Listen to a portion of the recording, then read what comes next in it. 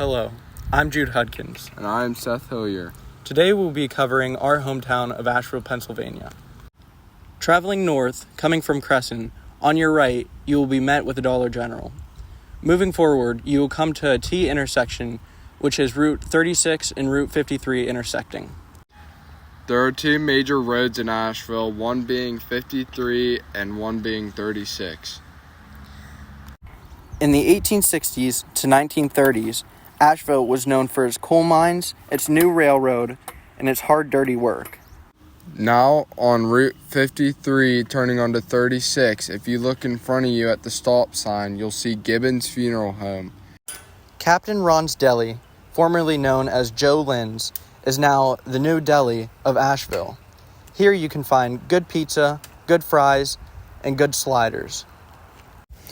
In today's society, Asheville doesn't have gas pumps because after Joe Lynn's, a guy named Ron Slovakovsky bought the place, and then people started smelling gasoline, and so they started reporting it. And it was so bad that they would get 2 to 3 calls each day of somebody smelling gasoline. So then the borough made Ron take it out. So now there's no gas pumps in Asheville at all. In the 70s and 80s, another large attraction were the bars. There were 3 or 4 bars in Asheville. Once they were closed, most people would just come to Asheville for either gas or to go to the funeral home. The only bar left in Asheville is the VFW. Here, they like to dance and drink. It was probably around like the 1800s. There was no fire hall here yet. And it was kind of just people who had their own fire equipment, and it was just, there was no organization. It was just random people. So until one day, the St. Thomas Aquinas Church actually burnt down. And that's whenever these people that were just doing it as like a side job or, whatever, they started to make an organization and called it the fire hall because they built a hall where they could store trucks. And then the borough started giving them money so that they could store the trucks and they could make the hall and stuff like that. So there's some history behind the fire hall, and it's really neat and how it became an actual fire hall. And to this day, it's still in the same exact place that it was built back in the 1800s. In the 1840s, there was a man by the name of Mr. Trexler who had a lot of land. He just used it for hunting.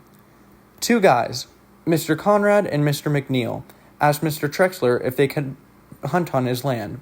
Mr. Trexler agreed. They decided to go hunt for a little bit, and to their surprise, they found iron. Mr. Conrad was a farmer from Lilly, and Mr. McNeil was an iron worker in Blair. They asked Mr. Trexler if they could buy the land off of him, which to he agreed. They went out and bought an Ashland furnace and put it along the Clearfield Creek. Every single day, they would go up, get some iron, bring it down, put it in the Ashland furnace, and smelt it. This only lasted for 6 or 7 years, from the 1840s to the 1850s. They would sell the iron for money, and they would make a large profit off of it. Prehistory to the 1800s, there was a trail. This trail was known as the Katanning Trail. This ran from the middle east of Pennsylvania to Ohio and west through other trails. Some current day stops that we can see are the Logan Valley Mall parking lot, the Horseshoe Curve, Chest Springs, Hart Sleeping Place, Cherry Tree, also known as Canoe Place. We'll start this interview. This is Jude Hudkins. I'm Seth Hilyer. Yeah. And you are? Hanlon. Yeah. Francis Hanlon. Okay. And From Ashville. My home was out on Bottom Road, the next one up. mm-hmm. You know that. Yep. Can you tell us a little bit about Asheville whenever you were growing up?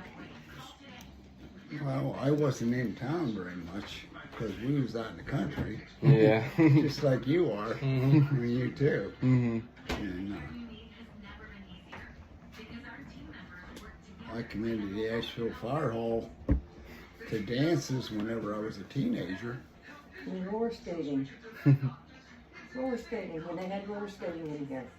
Up there at the fire hall. I only think I roller skated a few times up there. Most of the places I went up to Evansburg, up to Cicero. Okay. I'm 80 years old, so I'm an old guy. Yeah, you've been living here all your life? Yeah. Well, out at the farm. We got married, we lived in Cleveland for 3 years, and then I come back and we bought Norma's farm down by Dyson. Okay. The old Harvey Wilk place. We lived there for 18 years. Then I come back into town and we bought Mickey Scanio's trailer, ran across from Claire's bar. And we lived there for 18 years. So you were all over the place. Well, and then I've been up here for how long now? Jeez. Since 2003. It's 20 years. And we have a farm.